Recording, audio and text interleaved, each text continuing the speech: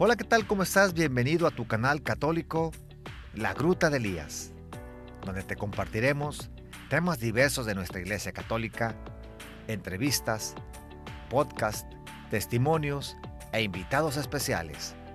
Déjate atrapar por el Espíritu Santo. Comenzamos.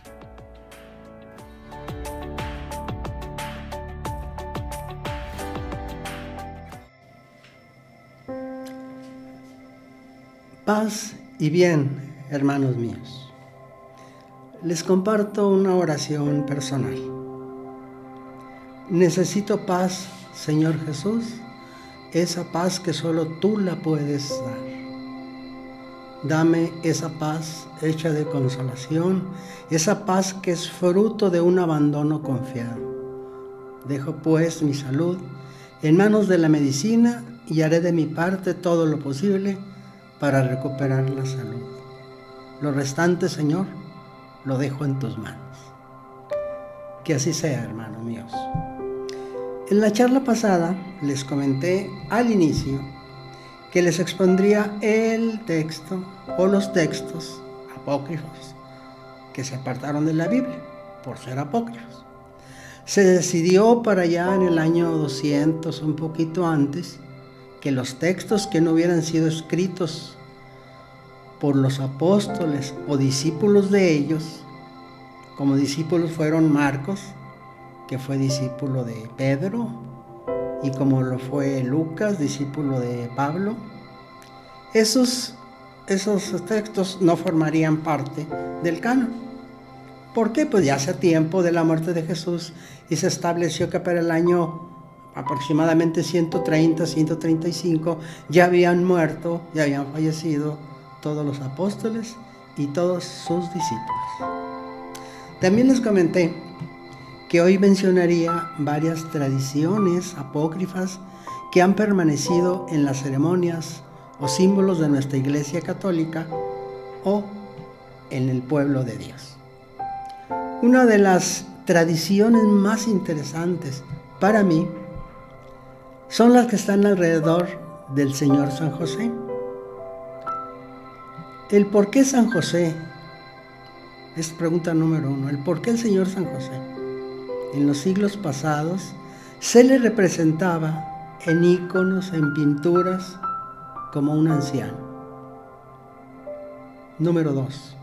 ¿Por qué lleva en su mano derecha, en esos íconos o pinturas, una vara, no un ramo, una vara floreada? En dos evangelios, como son el protoevangelio de Santiago y en el evangelio del pseudo Mateo, tenemos la respuesta a la primera pregunta. Y con su permiso abriré un paréntesis. He de comentar que tanto el evangelio canónico de Mateo como el segundo texto apócrifo llamado del pseudo Mateo fueron traducidos por San Jerónimo del griego al latín. En estos dos evangelios, la narración del por qué San José aparece en los primeros íconos como un anciano es muy semejante, pero de cualquier manera los expondré leyéndoles estos textos. Omitiré algunos renglones no necesarios para conseguir mi objetivo. Dice Santiago, en el protoevangelio de Santiago, es Santiago el Menor, que fue obispo de Jerusalén. Dice: habiendo estado María desde los 3 años en el templo, al cumplir 12, los sacerdotes deciden que hay que buscarle un esposo a María. El sumo sacerdote entra al Santo Sanctorum a orar cuando un ángel del Señor se le aparece y le dice: Zacarías, Zacarías, sal y reúne a todos los viudos del pueblo y que vengan cada uno con una vara. El dueño de la vara donde ocurriera una señal extraordinaria, ese sería el afortunado. Pues fue en la vara de José donde ocurrió cierta señal. Al recibir la vara, José exclamó: tengo hijos y soy viejo, mientras que ella es una niña. Bien, pues, como ven, hermanos, esa es la primera razón para los artistas de representar a José de la manera que estamos tratando. Seguimos con el relato del pseudo Mateo y dice: y sucedió que al cumplir María 14 años, el sumo sacerdote convoca a la tribu de Judá y les dice: vengan mañana todos los que no tienen mujer, y cada cual traiga una vara en su mano.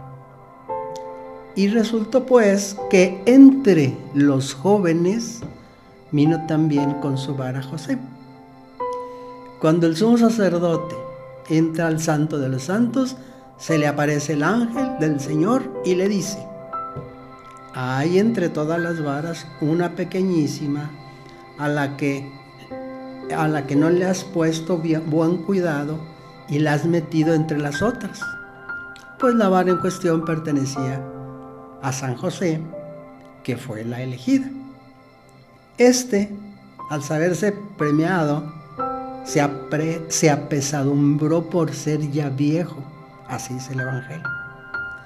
Y también dice: entonces el pueblo entero lo felicitó diciendo: dichoso tú en tu ancianidad, ya que el Señor te ha declarado idóneo para recibir a María bajo tu cuidado.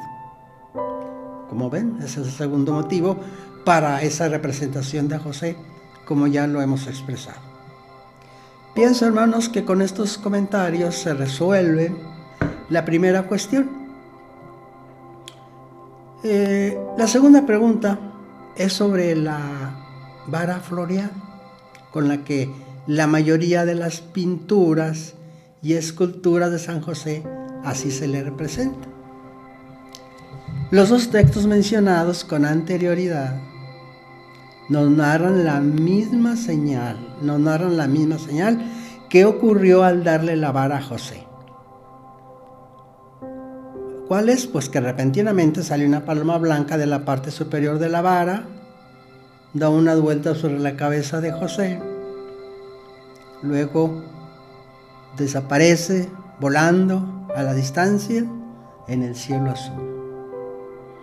yo me imagino que esta señal que les he narrado era más difícil para los artistas representarla en sus cuadros. Así que se decidieron por la siguiente tradición apócrifa.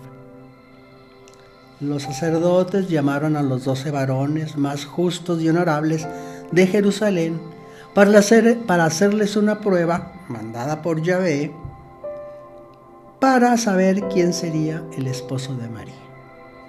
Para esto, se les pidió que entregaran una vara verde al templo. Entró el sumo sacerdote al templo, hizo una adoración y dejó las varas ahí hasta el otro día. En la mañana siguiente, al entregar las varas, pues la de José había florecido, señal inequívoca que él sería el esposo de María.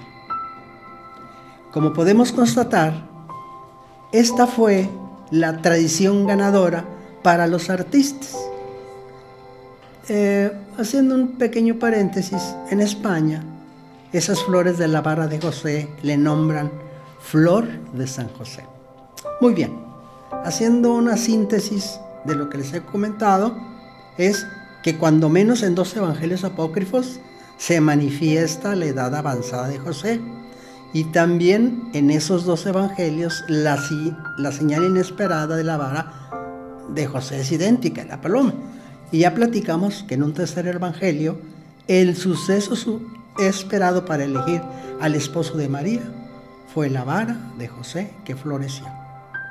Y por último, la tercera cuestión: ¿en qué libro del Nuevo Testamento se dice que son 3 los Reyes Magos los que visitaron a la Sagrada Familia? Y además, ¿dónde aparece el nombre de cada uno de esos reyes o magos que vinieron del Oriente? Como algunos de ustedes saben, pues mago en aquel tiempo era un científico de los astros, un astrónomo.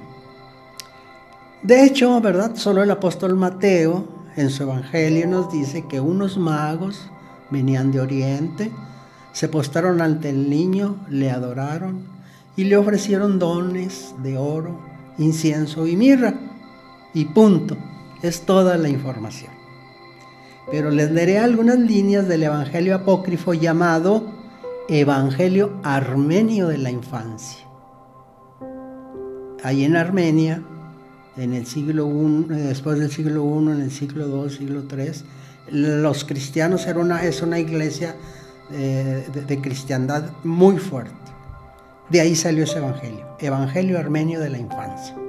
Y dice así: y los reyes magos eran 3 hermanos, Melcón, el primero que reinaba sobre los persas, después Baltasar, que reinaba sobre los indios, o sea, sobre el país de la India, y el tercero Gaspar, que tenía en posesión el país de los árabes. Me aclaro que y por la investigación que hice, Melcón es 100% armenio, y el autor de ese evangelio ahí lo dejó, Melcón, pero en español, trasladado al español, es Melchor. Así que ahí tenemos los 3 nombres de los magos.